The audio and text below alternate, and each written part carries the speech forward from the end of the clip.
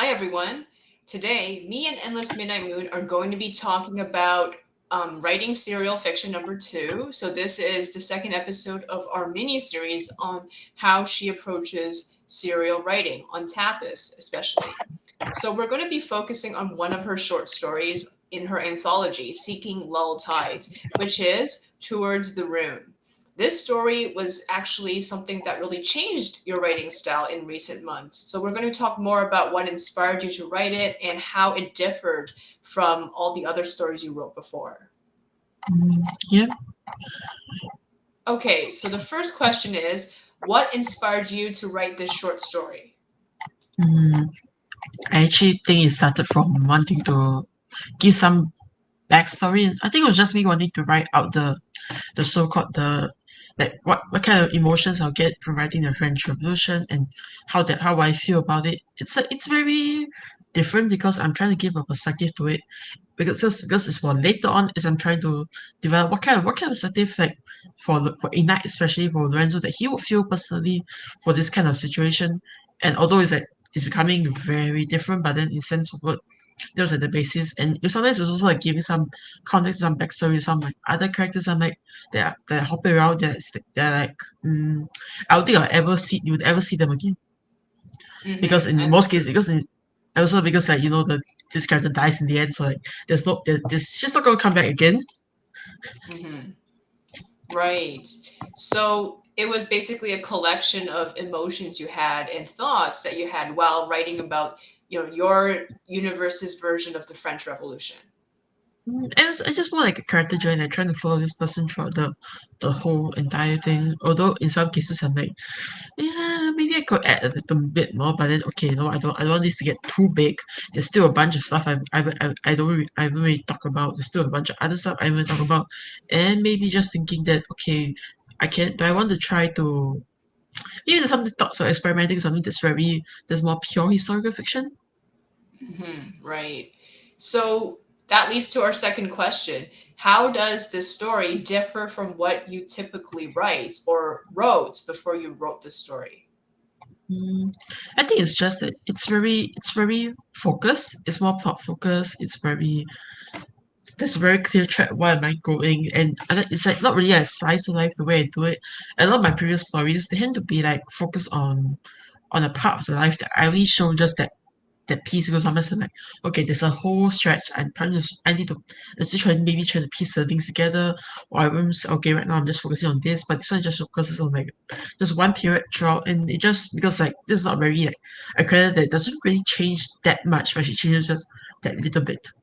Or that it's just really mostly her reaction to everything that I was really focusing on. It's becoming like, okay, the beginning is like, I frankly speaking, I don't really care what way I thought about it. It's more like both ways. It was very okay, fine, whatever. I don't really care that much. And then time went by. It's like she kind of like followed the opinions or whatever the hell what the men in life were talking to her about.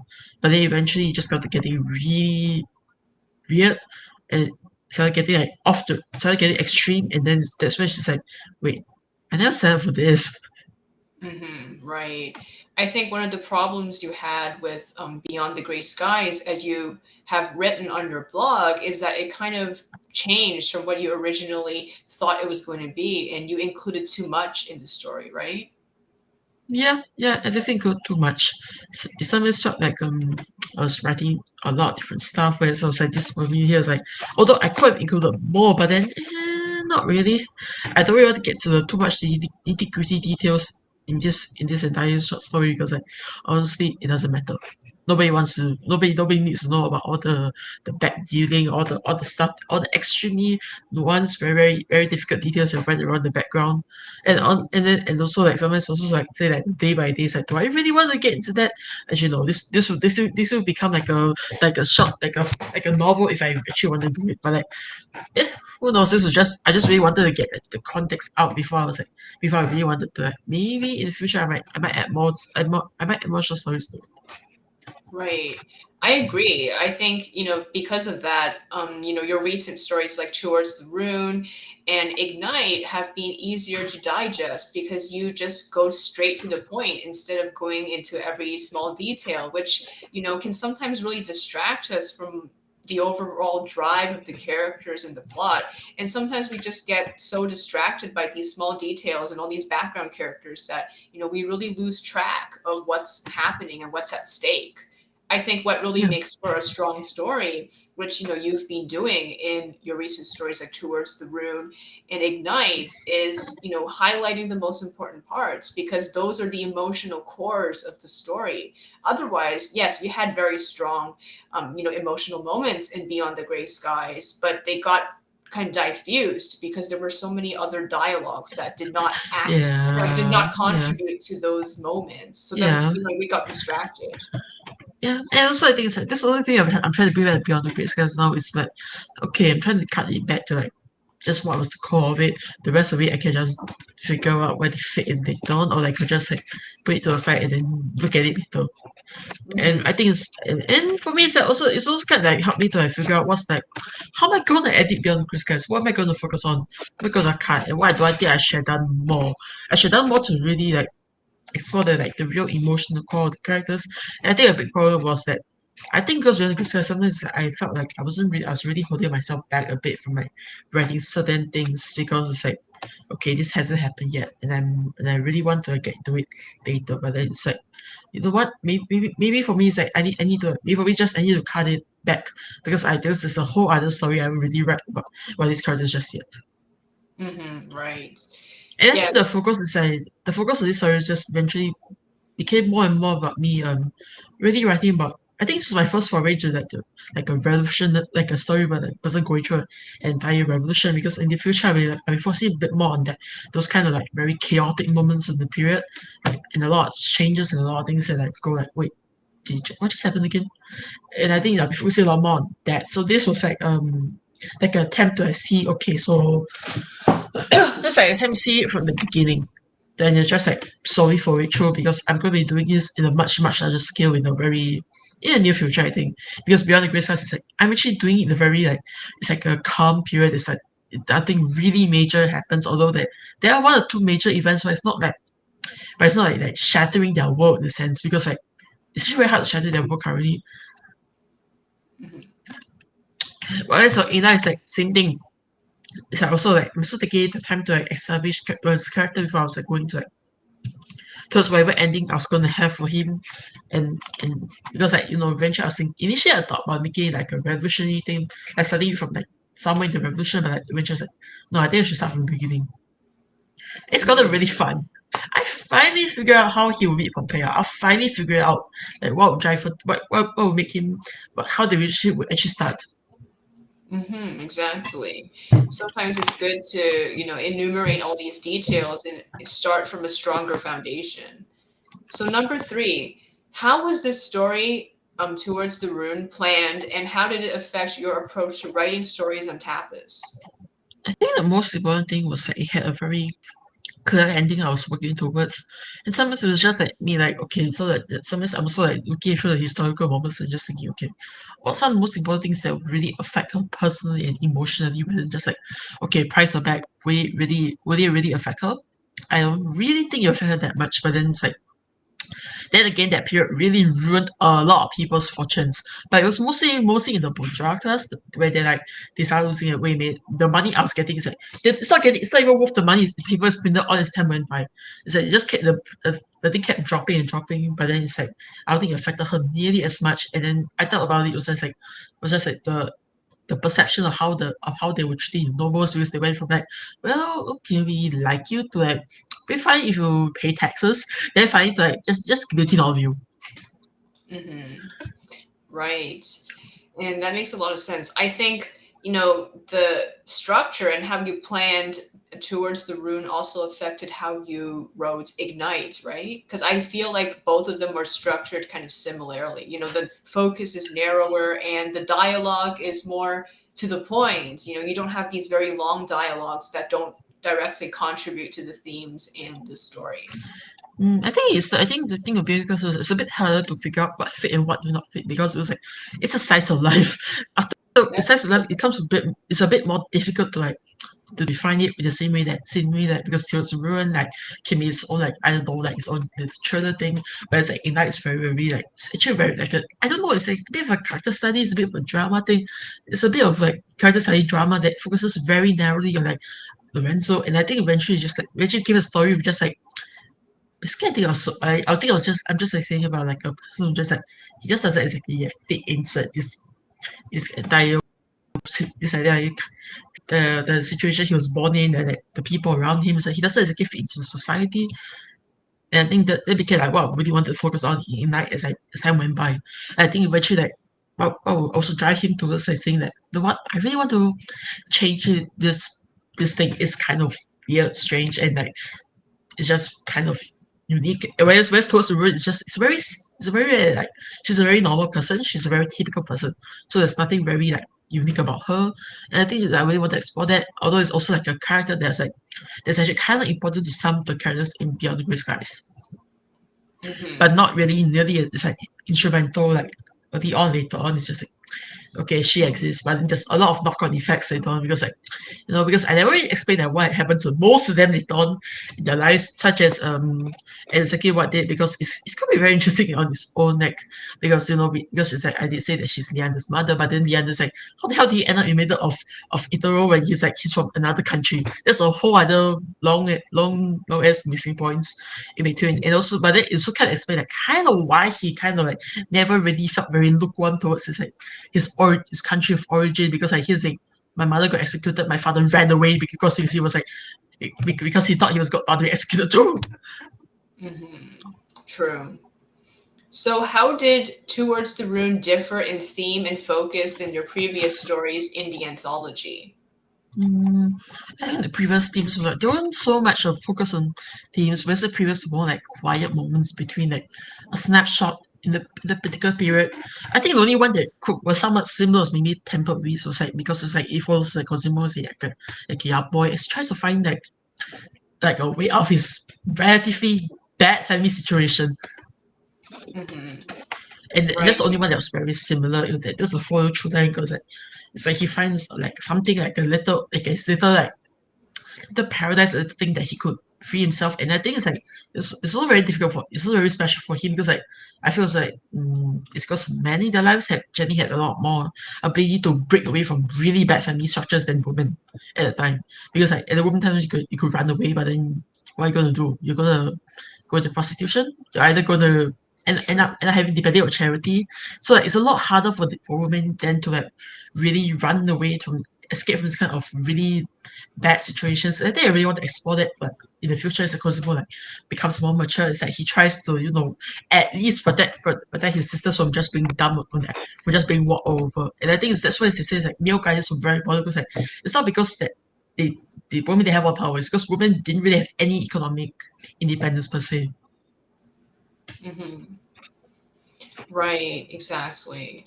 So, would you say that your approach to writing dialogue changed in Towards the Rune? I think it kind of did, and I think it's more that I was just cutting it to make sure that everything kind of fit kind of to the point. It was just like focusing on just that. Okay, so it's like just that I'm just writing this scene. I'm not really gonna get into a lot of the other details because like I don't really want to get too much into it right now because I'm not. It's not as though I'm trying to bring you about this period to life or something like that. This is not really a slice of life. So I'm just focusing on the things that matter. That's true. And it's a very emotionally charged story, with high stakes. People are getting executed, and there's this kind of, this kind of societal change that is creating a lot of backlash and also a lot of people getting brainwashed in a way, just kind of going along with this kind of radical political belief that can lead to a lot of trouble. A lot of people got executed because of this kind of furor. Yeah, yeah, and also like the center. Also, it's like honestly, because I read the center of it, I was being like, well, it's actually very interesting to see how it got it started, and I think it's just like it kind of got into me that I really wanted to write this. Like, it became very emotionally charged, and like I think it's very similar to how and I would kind of play out as well because it's also a very emotionally charged story. Whereas Beyond the Grey Skies is like I don't think I really planned it to be like I don't think I really like had my characters have very strong emotions because like at the same time it's like I don't think it's the particular situation in it's like it's going to elicit very strong emotions from them because it's just them like it's also like I feel so a lot of these stories like they kind of set the kind of scene that eventually how does it get towards the entire setting I was going for in Beyond the Grey Skies. And I think Hmm. that was like I realized that Ignite and Eoscus have a very unique connection together. And I think towards the rule was just like me like figure out how does it exactly how am I going to write Ignite completely instead of like the very like okay I think because I had a lot more way to really go off track with Ignite. But as towards the rule just like okay I really just want to write this like maybe 10, 15 and then just one by one. And the dialogue just became like very focused. And I think I brought it over to Ignite as I was like once I really figure out how am I going to approach Lorenzo's character and what his what's some of the main conflict he'll have fundamentally in the story. That makes a lot of sense. I think determining and answering those questions can really help you plan a story and make it more structured. And I think we could talk about in a future podcast how to approach slice of life in a more maybe more organized way. We could, but then this will be for me for the like after I finally have a better plan for like after I finally actually write down what am I going to do for Beyond the Grey Skies because like there's a lot of ideas I have. I'm like thinking, okay, I probably shouldn't have split this into two because there's not enough content, and I probably should just combine it to one to make that. And most importantly, it's more like just like figure out okay, what's the structure, what's the thing. And I think because a lot of science of life is like it's like I don't really give you a guidebook to write how to write historical science of life because there's not I kind of created like I kind of wrote something that's unique to itself, I guess. Hmm. Whereas because as in a novel format, it's very unique to itself. But a lot of times like it's more like about like about modern day, about high school. But people are more willing to like, okay, this is nostalgic, I'll accept it. It plays a lot That's of true. nostalgia, a lot of like your personal emotions. And I think high school is particularly big for because people like look back on school as the best period of their lives. That's true. For many adults, it is because high school is the last time they really got to interact with so many people and see them every day, right? Other than the workplace, Mm. but not everyone goes to the workplace. And sometimes the workplace is full of people who are 50 years old when you're 25. So you don't really have a social life with people at the workplace. Yeah, it was a second maybe because I also dream like simpler times as a whole. Now high school is also gonna be a much more fun time as a whole than say like let's say your normal work life or something like that. And then they could play into like why like science and life is very focused on like modern day or like the office or like sometimes they will do the office just say it's just office politics. But watching a bunch of people duke it out in office politics or something like that, or just like commentary. It's not so like but I think I'm trying different approach to science of life was just like I wanted to put it to something like to show you like what kind of life people probably led beforehand and like they're not really all that different from everybody else. It's just like their values are probably different, but they're still people after all. Like at the end, it's very so trying to get into the idea of like a very different kind of life, I guess. And I think Mia Grace says that the problem is like the characters are like the art brings that they're very very in they have their parents have no desires on them. The parents have placed very little expectations, no desires of who they are, which is why the anybody is well anybody. Right. That makes sense. Yeah, And that's then definitely a actually, topic we could explore yeah, in the future, I think. actually, next time I'm actually writing that alternate reality thing that I'm almost done with that I actually want to talk about because it kind of brings back into that brings the perspective anybody's Amaranthus Aurea's characters all over again. Because I'm kind of not really remastering this, more I'm showing them that okay, so in this alternate reality, what kind of people are they? Mhm. And it's actually Yeah, coming up we pretty should soon. talk about that. Definitely. That's very interesting. And I think that could reveal a lot of new things about these characters. It kind of does. It kind of does. Right. So I think this is it. We concluded our list of questions about Towards the Gray Skies. Do you have anything else that you would want to talk about? Actually, it's towards the ruin. To sorry, towards the rune. Yes.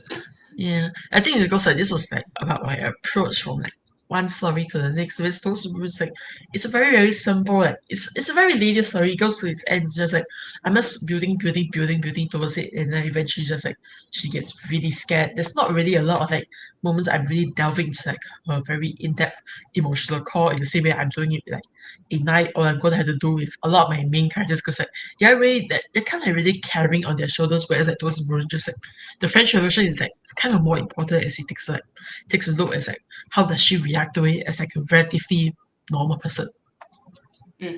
That's true.